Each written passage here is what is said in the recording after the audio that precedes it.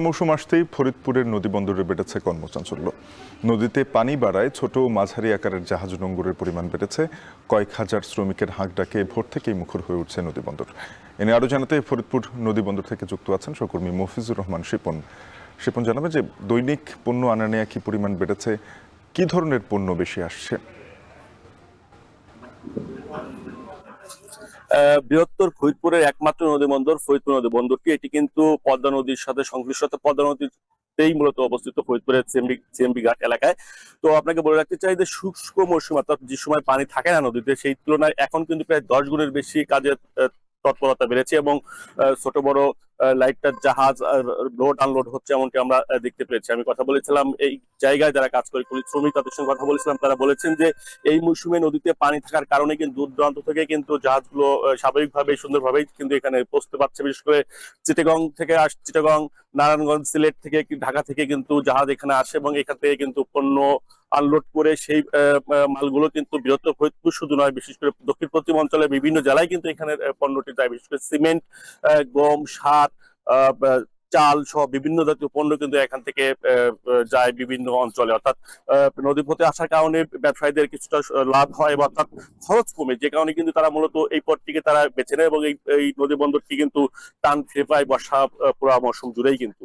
এবং আমি কথা বলেছিলাম এই অঞ্চলে যারা দীর্ঘদিনের ব্যবসায়ী আছে, তারা বলছেন যে ফরিদপুরের ব্যবসায়িক যে হাব, এটি কিন্তু মূলত এই ঘাটকে কেন্দ্র করে গড়ে উঠেছে এবং এই ঘাটকে কেন্দ্র করে বৃহত্তর ফরিদপুর এবং আশেপাশের জেলার ব্যবসায়ীরা কিন্তু নদীপথে যে পণ্য আনা নেওয়ার যে ব্যাপার থাকে, সেটি কিন্তু এখান থেকে সম্পূর্ণ করে থাকে, এমনটি তারা বলেছেন। তো এই ঘাটে কিন্তু প্রায় 5,000 কুলি আছে, যারা দিন রাত কিন্তু পরিশ্রম করে যখন মৌসুম থাকে তখন, এবং যখন মৌসুম থাকে না তখনও কিন্তু কাজ যে একদম শূন্য থাকে তা না, তারপরেও কিন্তু কাজ থাকে, কিন্তু সেই কাজটি তুলনামূলকভাবে কম থাকে, এমনটি আমাদের বলেছেন। তবে কুলি এবং ব্যবসায়ীদের দাবি হচ্ছে যে শুষ্ক মৌসুমে যখন নদীতে পানির সমস্যা সৃষ্টি হয় এবং বিভিন্ন জায়গায় ডুবোচরের সৃষ্টি হয়, সেই তখন যদি সরকারি সংশ্লিষ্ট দপ্তর যদি ভালোভাবে ড্রেজিং ব্যবস্থা করে, সেক্ষেত্রে কিন্তু পানি যখন কম থাকবে তখনই কিন্তু ছোট জাহাজগুলো কিন্তু এখানে বেরতে পারবে এবং তাদের কাজের পরিধি বাড়বে এবং ব্যবসায়ী পরিধি বাড়বে।